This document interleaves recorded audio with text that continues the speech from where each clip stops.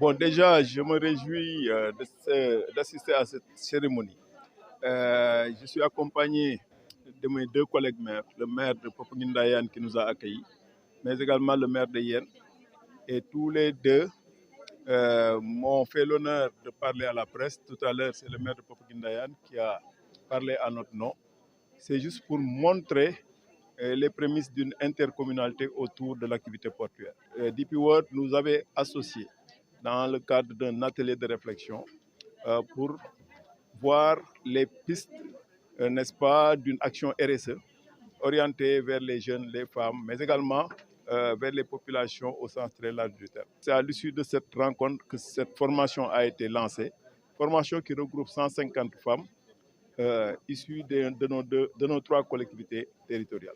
Nous avons également vu une unité autour d'un concept, autour d'un produit, autour d'une marque, mais surtout les trois communes, les femmes des trois communes vont parler d'une seule voix. Et aujourd'hui, les produits que ces femmes ont eu à exposer, ce sont des produits exportables. Ce sont des produits qui répondent aux normes.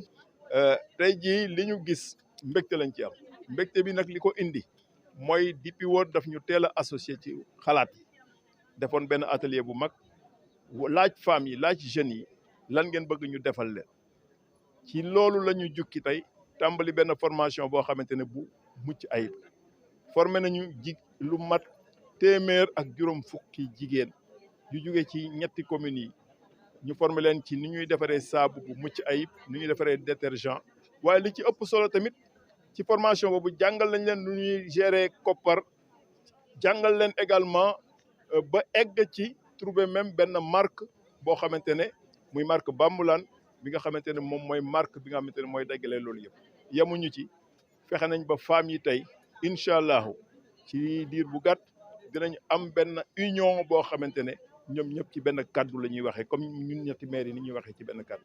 Ce qui nous réunit aujourd'hui, c'est une immense fierté pour déjà célébrer 150 femmes qu'on a choisies dans les communes de Popenguine Dayan, Yen et Diass pour faire une formation de saponification. La formation ne visant pas seulement à ce que les femmes soient formées, mais à ce que les femmes soient aussi introduites au business, à la technique de business. Et donc l'idée, c'est d'avoir derrière des femmes capables de produire du savon, capables de les commercialiser et capables de s'autonomiser financièrement. Ce qui nous pousse davantage à en faire, c'est nous sommes conscients d'impacter les sociétés dans lesquelles nous impactons et nous voulons rendre cet impact-là positif au sein des femmes. Les femmes sont un de nos piliers, au sein des enfants, au sein de la santé et au sein de l'océan, parce que on travaille dans le milieu marin et qui nécessite aussi une certaine prise en compte au niveau environnemental. Tey li ñu fi indi mooy sargal 150 femmes yi nga xamante ne dañoo financer seen formation en saponification. Li nekkoon suñu mbëbët ci ginnaaw mooy pas seulement former femmes yooyu ci saponification, mais former leen ci technique de commercialisation.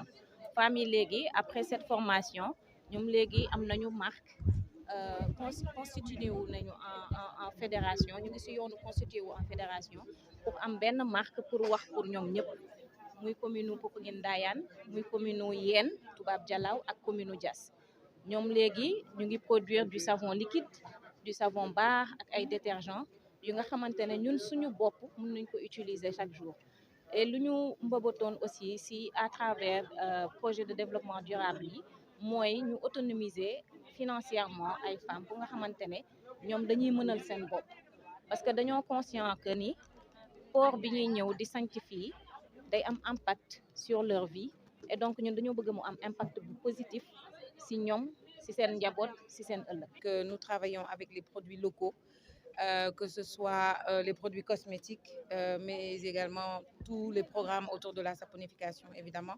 Mais nous transformons également les céréales locales en innovation quand même. Hein. On parle d'innovation et nous couvrons 24 pays d'Afrique de l'Ouest et du Centre.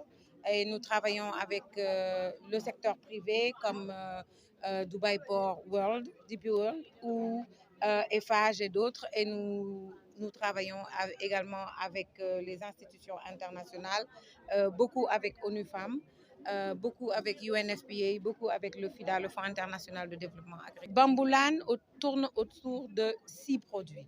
Il s'agit d'un détergent multi-usage fait à l'eau de mer, d'un savon de lessive qui peut s'utiliser autant à la main, ça c'est pour le savon, mais le détergent lessive, il s'utilise à la main, à la machine également. Et comme je dis, c'est vraiment une innovation de faire un détergent lessive aujourd'hui au Sénégal, je pense bien. Donc le produit, non seulement les deux produits sont hyper concentrés, hein, donc ce n'est pas vraiment le type de détergent qu'on voit, et ils ont un pouvoir moussant extraordinaire. Pour les savons de beauté, nous avons travaillé avec elles un surgras au miel. Comme vous le savez, le surgras est adapté à tout type de peau, les jeunes enfants comme les adultes, les peaux sensibles, les peaux atopiques, et également un savon à base de carotène, de bêta-carotène. Donc c'est un savon anti-âge à la carotte qu'elles ont formulé également ici à Popenguine.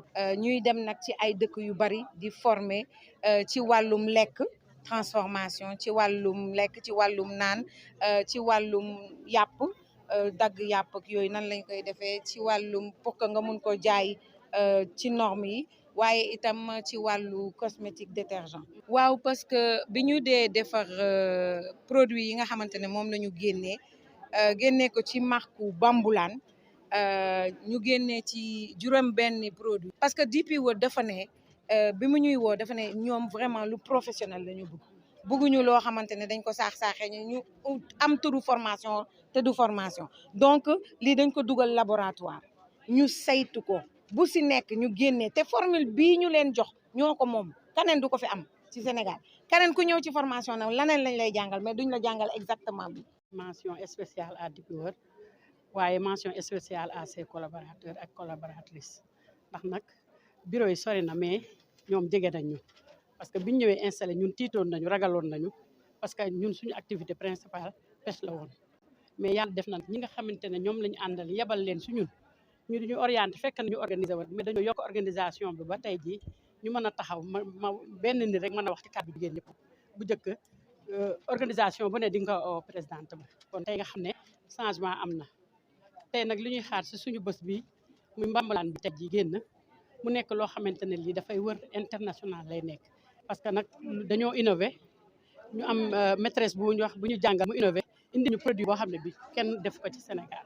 donc loolu daf ñuy permettre ñu occuper marché bi fii ak fële ci foo xamante ni fii sax ñu ngi koy séentu ci fu gën a kawe. léegi nag ñun suñuy maire li ñuy xaar si ñoom mooy ni ko ñëpp waxee bëgg nañu ay unité de transformation yoo xam ne fa la jigéen ñi dem di liggéeyee mais bëgg nañu ay boutique témoin ci commune yëpp su ma nee nekk benn fukk ba fukk ak juróom mais commune boo tourné rek nga fekk fa Bamboulan pourquoi pas dans tout le Sénégal. leneen li mooy suñu union bi nga xam ne moom lañu taxawal tey muy union des femmes du port de Ndayane IFEPON yàlla may ñu jëmmal ko ba suba bu ñuy wax ci turu union bi la ñuy wax lu ñuy liggéey sur union bi lañ koy liggéey mu mën ñoo jëmale kanam